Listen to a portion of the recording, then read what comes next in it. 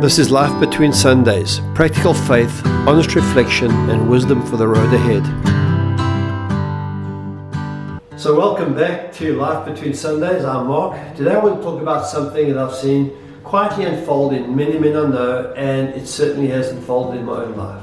It's that slow, subtle spiritual drifting that often happens once you get after 50. You've been around church perhaps, you've served, you've led, but somewhere along the way the fire fades, the prayers dry up, and what once felt vibrant now feels like you're just going through the motions.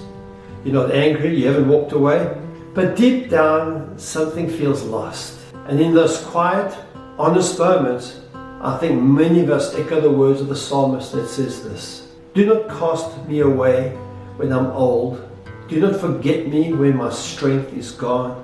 It's a cry not out of rebellion, but out of weariness, of longing, of wondering if God is still near, if God still speaks, is God still using me in this season of life. A few years ago, a friend sent me a podcast with John Marcoma, and he suggested that we go through 4 stages of spiritual growth. And I think they ring true, especially for those of us who've been Christians for decades. The first phase is what he calls the recognition of God.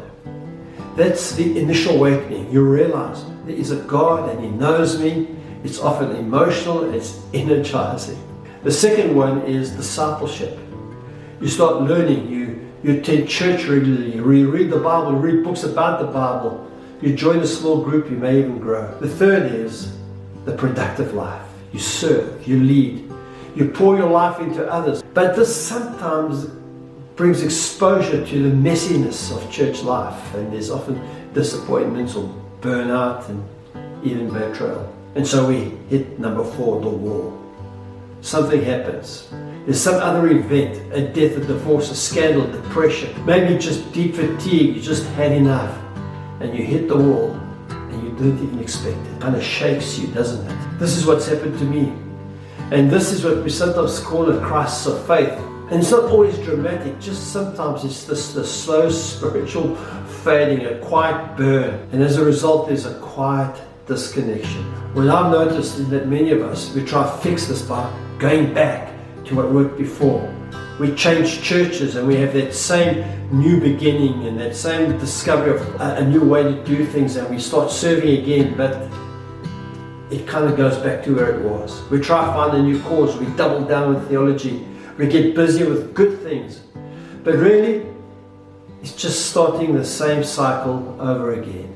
And deep down we know there's only one real way forward, and that's that 4th way. It's through the wall. Rohr describes this 4th way of hitting the wall. He calls it falling upward. He wrote a book called Falling Upward. And this is what he says. He says the familiar and the habitual are so falsely reassuring, and most of us make our homes there permanently. This new is always by definition unfamiliar and untested.